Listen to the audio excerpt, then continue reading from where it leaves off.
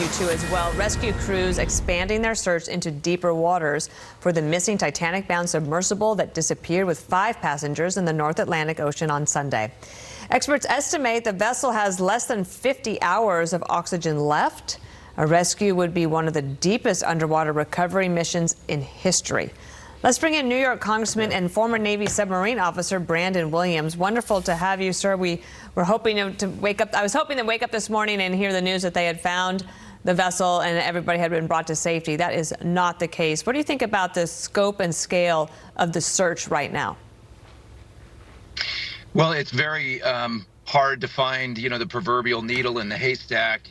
That you can't look using light because there's no light down at that depth. And so the only way that you can find something is by listening. And there's no better listening platform than America's nuclear submarines. Well, they've never had a case like this where they've had to go this deep and rescue people.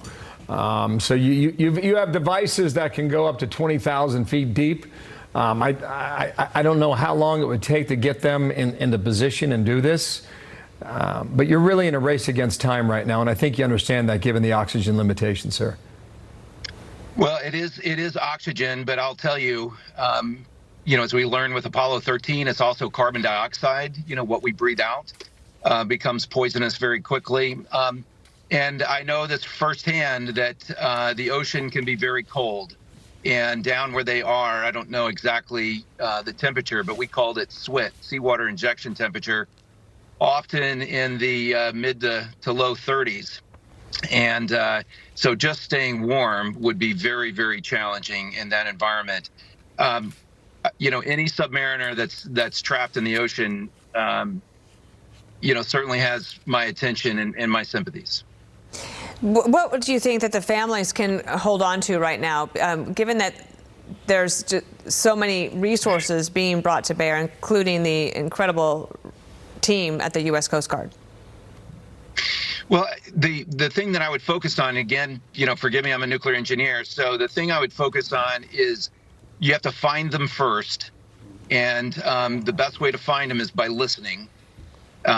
You can cover much greater ground. Anybody in that position would be banging on the hull, making noise and transmitting that out, which sound travels much, much further in water than on air. And so being able to listen for any sounds of human activity would help us pinpoint them, so that then we can focus on recovery efforts of either getting a unmanned DSRV down there, so that we can maybe render assistance or attach a cable. I don't know what resources they have on the rescue ship, but these are the things that I would focus on. The number one mission is location. Yeah, you're really good with these answers here. Let me try one more for you, okay? There is, this may sound foreign to us here, there's no GPS underwater. It's not like you put in an address and tell the submarine to go find it. It doesn't happen.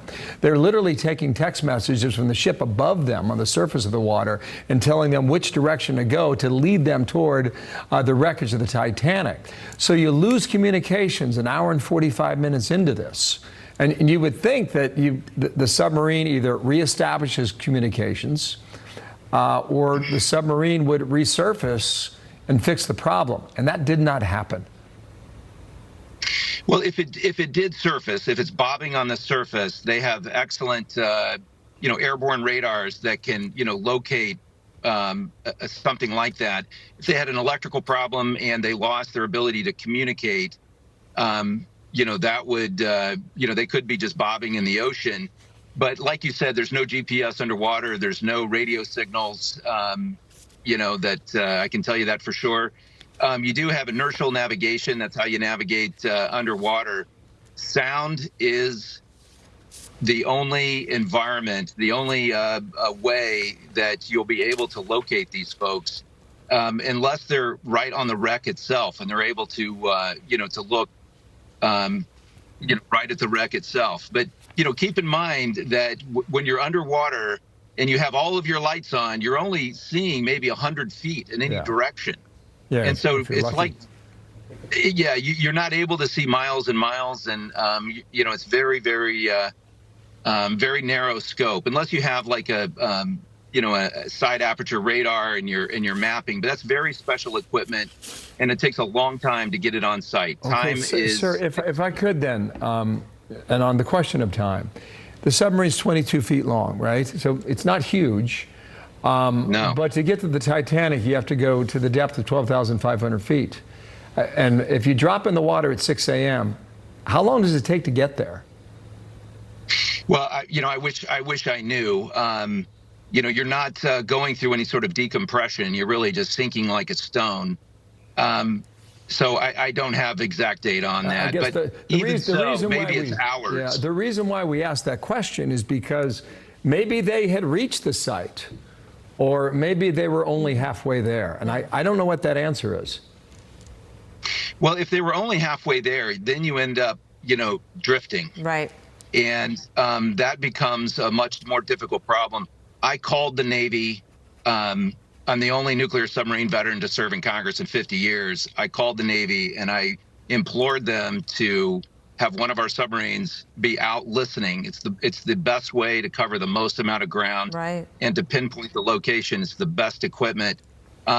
The movements of our nuclear submarines are obviously extremely closely guarded secrets. So what the Navy is doing, I'm not, at liberty to even know that myself. But let's hope that the Navy is stepping up and using our resources to help find them. Brandon Williams, America's fortunate to have you willing to serve in Congress. Thank you for doing that and for being here today to help us understand what's going on. We appreciate it. Yes, thank you. Thank you.